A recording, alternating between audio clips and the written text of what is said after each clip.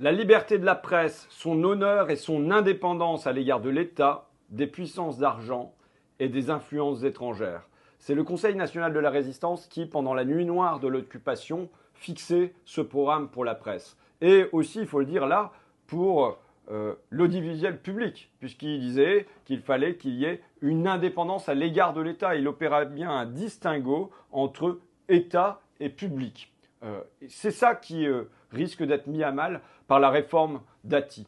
C'est évidemment, on sait qu'on est dans un pays où on a aujourd'hui 9 médias sur 10 qui appartiennent à des oligarques, qui en plus aujourd'hui des oligarques qui cherchent à faire des chaînes de haine, des chaînes de haine qui entraînent les chaînes d'infos en continu possiblement sur la même pente et sur la même glissade. Et donc face à ça, il nous faut un audiovisuel public et non un audiovisuel d'État, un audiovisuel public fort. Or, le risque là, c'est en créant une grande holding qui rassemble à la fois Radio France et France Télévisions, d'avoir un seul patron qui soit lié à l'État et ça rend évidemment le contrôle beaucoup plus facile, dans des rédactions avec des services d'investigation où il peut y avoir des humoristes et des journalistes. Et bien, quand ça remonte à une seule tête de cette manière-là et qu'un ministre, un président, un gouvernement n'a qu'une personne à appeler pour mettre la pression, c'est beaucoup plus facile dans ce cadre-là. Donc c'est la première raison de s'opposer à la réforme Dati, c'est la question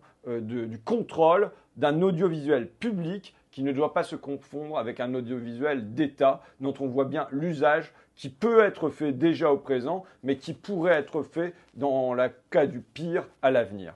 C'est la première raison. La deuxième raison, c'est la question de la désorganisation. On a besoin d'un service public fort. Or, on sait que les grandes restructurations qu'on a fait opérer à nos régions, mais qu'on a fait opérer aux multinationales, qu'on fait opérer à peu près partout, où on bouscule dans un sens, on bouscule dans un autre sens, on te met des chefs et ainsi de suite, et tous les organigrammes sont en vrac, c'est un souci pour les équipes de désorganisation à qui on demande de tout faire et de ce contraire, et qui fait perdre finalement le sens des métiers quand on te demande de multiplier les casquettes et d'être éternellement polyvalent. Ça s'est vu dans plein d'entreprises, notamment des entreprises publiques, mais pas seulement. C'est un motif de souffrance dans le monde du travail, y compris dans les entreprises privées. Et on voit là ce grand mécano, et en plus on a un temps où il n'y a pas une majorité qui se dessine dans le pays pour qu'on bouscule ainsi le paysage de l'audiovisuel public avec une puissante légitimité. C'est la deuxième raison.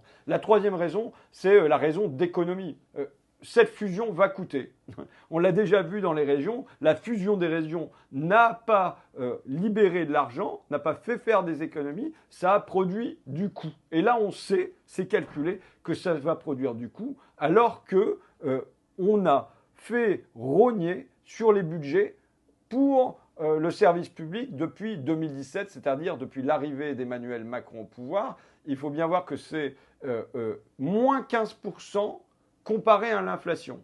Les budgets de l'audiovisuel public ont diminué de 15% comparé à l'inflation. Donc il y a déjà eu une cure d'austérité. Et là, en vérité, ce qui va se passer, c'est que pour financer cette fusion, on va demander à l'audiovisuel public de faire des économies, en vérité, sur le travail des journalistes, sur le travail des rédactions, d'être à l'économie là-dessus pour qu'il y ait plus de l'argent qui aille à financer la tête de réseau en termes de fusion. Et je dis, ma dernière inquiétude, moi qui ai travaillé pendant 7 ans dans l'émission Là-bas j'y suis de Daniel Mermet, avec un sentiment quand même de liberté, d'être une radio à l'intérieur de la radio, ma crainte, c'est que quand il y a la fusion de la télé et de la radio, et ça se voit à peu près partout. En vérité, c'est le média qui est le plus fort, qui est le plus coûteux, qui est le plus puissant. C'est-à-dire c'est la télé qui l'emporte et qui écrase l'autre média. Or, on a besoin d'une radio publique, de radios publiques au pluriel, de radios locales. Je suis très attaché à France Bleu Picardie, devenu